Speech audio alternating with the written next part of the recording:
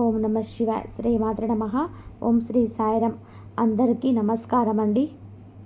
బ్రహ్మంగారు చెప్పినట్టు 2025 సెప్టెంబర్ నెలలో ఖచ్చితంగా జరిగే సంఘటనలు ఇవే. భవిష్యత్తులో ఏం జరగబోతుందో తెలుసుకోవాలనే కుతూహలం మనందరిలోనే ఉంటుంది. ఈ కుతూహలమే మనల్ని జ్యోతిష్యం వైపు, ప్రవచనాల వైపు నడిపిస్తుంది. అలాంటి ప్రవచనాల గురించి మాట్లాడినప్పుడు మనందరికీ వెంటనే గుర్తొచ్చే పేరు శ్రీ పోతులూరి వీర బ్రహ్మేంద్ర స్వామి. ఆయనను మనం ముద్దుగా బ్రహ్మంగారు అని పిలుచుకుంటాం. కొన్ని వందల సంవత్సరాల క్రితమే కలియుగంలో జరగబోయే వింతలు, విడ్డూరాలు, రాజకీయ మార్పులు, సాంకేతిక ఆవిష్కరణల గురించి తన కాలజ్ఞానంలో స్పష్టంగా రాసిపెట్టారు బ్రహ్మంగారు. ఆయన చెప్పినవి ఎన్నో ఇప్పటికే జరిగాయి, జరుగుతూ ఉన్నాయి కూడా. ఆంగ్లేయ పాలన, గాంధీ మహాత్ముని జననం, రైళ్లు, విమానాలు, చివరికి మనుషులు సెల్ ఫోన్లో మాట్లాడుకోవడం వంటివి కూడా ఆయన తనదైన శైలిలో ప్రవచించారు. బ్రహ్మంగారు 17వ శతాబ్దంలో జీవించారు. సరస్వతి నదీ తీరంలో జన్మించి చిన్న వయసులోనే ఇల్లు వదిలి దేశ సంచారం చేస్తూ ఎన్నో మహిమలు చూపిస్తూ ప్రజలకు తత్వబోధన చేశారు.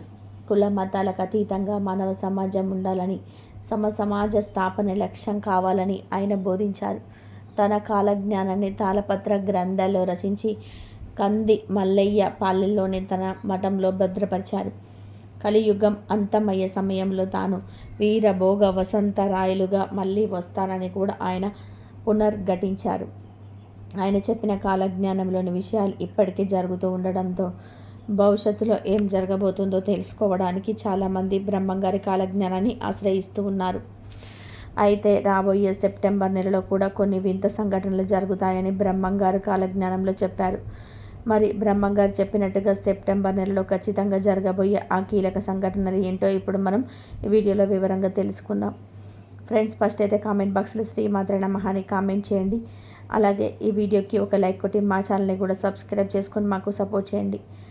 ఈ సెప్టెంబర్ నెలలో భారతదేశంలోకి వింత జీవులు వస్తాయని, ఆ వింత జీవులు 20,000 మంది మంచి మనుషులను మాత్రం ఎత్తుకుపోతాయని కాలజ్ఞానంలో ఉంది. ఈ ఏలియన్స్ గురించి అయి ఉండొచ్చు, లేదా వేరే వింత జీవుల గురించి అయి ఉండవచ్చు. అలాగే ఈ నెలలో ఒకరోజు అర్ధరాత్రి సమయంలో ఉన్నట్టుండి సూర్యోదయం అవుతుంది. ప్రజలు భయాందోళనలో గురి అవుతారు. అలాగే రాబోయే రోజులలో మనుషులు 30 ఏళ్ల కంటే ఎక్కువ కాలం బ్రతకరట. కొంతమంది గుండెపోటు, అనారోగ్య సమస్యలతో మరణిస్తే మరికొంతమంది ఆత్మహత్యలు చేసుకుని చనిపోతారు. భవిష్యత్తులో మానసిక రోగులు ఎక్కువైపోతూ ఉంటారని బ్రహ్మంగారు కాలజ్ఞానములు చెప్పారు. కూరగాయలు, పండ్లు తమ రుచిని కోల్పోతాయి. సైంటిస్టులు రకరకాల ప్రయోగాలు చేసి మానవాళికి ముప్పు తెస్తారు. అలాగే ఈ నెల చివరిలో మీకు నీటి కోసం తన్నుకు చస్తారని కాలజ్ఞానంలో ఉంది. మత కలహాలు పెరిగిపోతాయి. ఒకరు దేవుడని ఒకరిని నిందించుకుంటూ ఉంటారు. కానీ చివరికి అందరూ ఒకటే సత్యం తెలుసుకుంటారు అని బ్రహ్మంగారు చెప్పారు. నరుడు నక్కలాగా పూల వేస్తాడు. నక్క నందిలాగా రంకెలు వేస్తుంది. పందులు నాయన అని కూతలు పెడతాయి. ఏనుగులు అమ్మ అని కేక వేస్తాయి. ఇక రాబోయే రోజుల్లో 15 సంవత్సరాల ఆడపిల్లలు కూడా గర్భవతులు అవుతారు. అలాగే మనం పిచ్చగాల్ని కూడా కొనుక్కోవాల్సిన పరిస్థితి వస్తుంది. తిరుపతిలో ఉన్న వెంకటేశ్వర స్వామికి కోపం వచ్చి శ్రీవారి కుడి భుజం పగులుతుంది.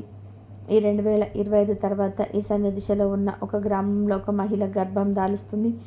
ఆ గర్భం పగిలిపోయి ఒక బిడ్డ పుడుతుంది. ఆ సమయంలో ఆకాశంలో నుండి మెరుపులు పడి అక్కడి ప్రజలు మరణిస్తారు.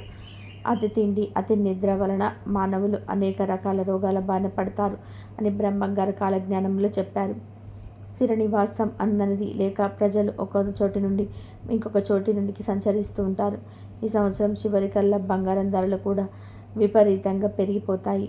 అలాగే 2026లో విజయవాడలో ఉన్న కృష్ణా నది నీరు కనకదుర్గమ్మ ముక్కు పుడకను తాకుతుందని బ్రహ్మంగారి కాలజ్ఞానంలో ఉంది.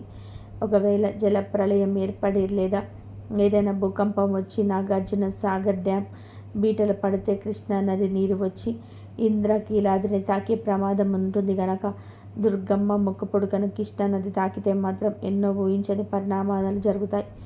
ఏనుగులు పంది పిల్లల్ని కంటాయి. పందులు కోతులు కంటాయి. అంతేకాదు ఈ సంవత్సరం చివరిలో పల్నాడులోని ఒక బ్రాహ్మణుడి ఇంటి దగ్గర ఉండే కాకరకాయ చెట్టుకు చింతకాయలు కాస్తాయని బ్రహ్మంగారు కాలజ్ఞానంలో చెప్పారు. ముందు ముందు ఈ జగమంతా అనాథ పిల్లలతో నిండిపోతుంది. చాలామంది ఆడవారు పిల్లల్ని కనేసి వారిని రోడ్డు మీద వదిలేస్తారు అని కాలజ్ఞానంలో ఉంది. అంతేకాదు శ్రీ విశ్వవస్తునామ సంవత్సరంలో మక్కా మసీదులో నల్ల పంది పుడుతుంది. ఆ పంది వలన మహమ్మదీయుల మధ్య గొడవలు చెలరేగుతాయి. ఆ పందిని పట్టుకోవాలనే ప్రయత్నించినప్పుడు అది విజయవాడ కృష్ణా నది దగ్గరకు వచ్చి మాయమవుతుంది అని బ్రహ్మంగారు కాలజ్ఞానంలో చెప్పారు. నెల్లూరు జిల్లాలో చిలుక మాట్లాడుతుంది. మాట్లాడమే కాదు, కాలజ్ఞానాన్ని కూడా బోధిస్తుంది అని బ్రహ్మంగారు చెప్పారు. 7 ఏళ్ల పసిపాబు భవిష్యత్తు గురించి చెప్తాడు అని కాలజ్ఞానంలో ఉంది. ఇది ఆల్రెడీ జరిగిపోయింది అని చెప్పుకోవచ్చు. ఎందుకంటే 2020లో కరోనా వస్తుందని అభిజ్ఞ ఆనంద్ ఫ్యూచర్ని అంచనా వేసి చెప్పాడు. అంతేకాదు అభిజ్ఞ చెప్పిన ఎన్నో విషయాలు నిజమయ్యాయి. ఇది ఖచ్చితంగా అభిజ్ఞ గురించి అని మనం అర్థం చేసుకోవచ్చు. 2025 చివరిలో కొన్ని ప్రాంతాల్లో అశాంతి భద్రతల సమస్యలు, నిరసనలు, ఘర్షణలు అధికం కావచ్చునని అంచనా వేస్తారు. అంతేకాదు దేశ విదేశీ రాజకీయాలలో పెద్ద ఎత్తున మార్పులు, అస్థిరత తలెత్తుతాయని కాలజ్ఞానంలో చెప్పబడింది. అనూహ్యమైన రీతిలో ప్రభుత్వాలు మారడం, నాయకులకు ప్రజల మధ్య తగ్గటం, కొన్ని దేశాల మధ్య సంబంధాలు క్షీణించటం వంటివి జరుగుతాయని సూచనలున్నాయి. మజ్జిగ కంటే కళ్ళు మంచిదని చెప్పి ప్రజలు మజ్జిగ తాగడం మానేస్తారు, కళ్ళు ఇష్టంగా తాగుతారు అని కాలజ్ఞానంలో ఉంది. ఋతువులన్నీ అస్తవ్యస్తంగా మారిపోతాయి. పంటల్లో చీడలు విపరీతంగా పెరిగిపోతాయి. బర్రె కడుపున గొర్రె పిల్ల పుడుతుంది. అక్రమ సంబంధాలు పెట్టుకునే వారికి ఎలాంటి శిక్షలు ఉండవు. మేక మనిషిగా అవతారం ఎత్తుతుంది, మనుషుల మీద పెత్తనం చెలాయిస్తుంది అని కాలజ్ఞానంలో ఉంది. అంతేకాదు విశ్వావసరం సంవత్సరంలో వావి వరుసలు మర్చిపోయి కూతుళ్ళు కొడుకులు కన్న తల్లిదండ్రులను చంపుతారు. అలాగే తల్లిదండ్రుల పిల్లలని కడతీరుస్తారు. మానవ సంబంధాలు దెబ్బతింటాయి. ఒకటి భార్యను మరొకరు వశపరుచుకుంటూ ఉంటారు. స్త్రీ పురుషులు కామ పీడితులు అవుతూ ఉంటారు. అక్రమ సంబంధాలు పెట్టుకొని భర్త భార్యను చంపుకుంటారని కాలజ్ఞానంలో ఉంది. అంతేకాదు కొన్ని ప్రాంతాలు జలమయమవుతాయి, మరికొంత ప్రాంతాలు కొత్తగా ఆవిర్భవిస్తాయి. అంతేకాదు దేవాలయంపై దాడులు జరుగుతాయి. చాలా దేవాలయాలు భక్తులు రాక శిథిలావస్థకు చేరుకుంటారు. కొన్నేళ్లకు పూజారులు కూడా దేవాలయాన్ని వదిలేసి తమ వృత్తిని వదిలేసి వేరే వృత్తిలోకి వెళ్ళిపోతారు. దేవుని పూజించేవారు కరువవుతారు. ఆంధ్రప్రదేశ్లోని ఒక ఇనుప స్తంభానికి ఆకులు పువ్వులు పూస్తాయి. ఆ వింతను చూడడానికి ప్రజలు పోటెత్తుతారు అని బ్రహ్మంగారు చెప్పారు. ప్రజలు ఉన్నపలంగా ఉద్యోగాలు కోల్పోతారని, రోడ్డున పడతారని కాలజ్ఞానంలో ఉంది. స్త్రీ పురుషులు ప్రేమలు స్వేచ్ఛ అనే బెరుగుతో చేయకూడని పనులెన్నో చేస్తారని బ్రహ్మంగారు చెప్పారు. ఈ విషయం గురించి మనం ప్రత్యేకంగా చెప్పుకోవాల్సిన అవసరం లేదు. అంతేకాదు రానున్న రోజుల్లో తులం బంగారం ధర ₹1,00,000 నుండి 2,00,000 దాకా పెరిగిపోతుంది. దాంతో రాబోయే 5 సంవత్సరాల్లో బంగారం కొనలేని పరిస్థితి ఏర్పడుతుంది. బంగారం కోసం ప్రజలు కొట్టుకుంటారు. పిసరంత బంగారం కూడా దొరకదు. కాబట్టి అంతేకాదు ఈ సంవత్సరంలో కోరింత జబ్బు పెరుగుతుందని, దేశ ప్రజలందరూ కూడా అల్లాడిపోతారని, ఈసారి లక్షలాది మంది కోరంకి బారిన పడి మరణిస్తారని బ్రహ్మంగారు కాలజ్ఞానంలో చెప్పారు. అంటే ఇది కరోనా వైరస్ గురించి మనం అర్థం చేసుకోవాలి. అలాగే ఈ సంవత్సరంలో ఇంకో కొత్త రోగం పుట్టబోతుంది. రోగం వలన శరీరం పైన బొబ్బలు వచ్చి చాలామంది మనుషులు మరణిస్తారు అని కాలజ్ఞానంలో ఉంది. ఈ సంవత్సరంలో వచ్చే ఆషాఢ మాసంలో ఆషాఢ అమావాస్య రోజున సముద్రంలో ఉన్నట్టు ముందుకు వస్తుంది. దీనివల్ల రాత్రికి రాత్రి సముద్ర ప్రాంతాలన్నీ కూడా మునిగిపోతాయి. అలాగే ఒక అమావాస్య నాడు తిరుమల కొండపైన శ్రీ మహావిష్ణువు ప్రత్యక్షమవుతాడు. ఇక దేవతా వృక్షమైన వేప చెట్టుకు మామిడికాయలు కాస్తాయి. అలాగే చింత చెట్టుకు మల్లెపూలు పూస్తాయి అని బ్రహ్మంగారు చెప్పారు. అదేవిధంగా రాబోయే రోజుల్లో పెద్ద తుఫాను ఏర్పడుతుంది. ఈ తుఫాను ప్రభావంతో టవర్లని కోల్పోతే ఫోన్లు కూడా కొన్ని రోజులు పనిచేయవు.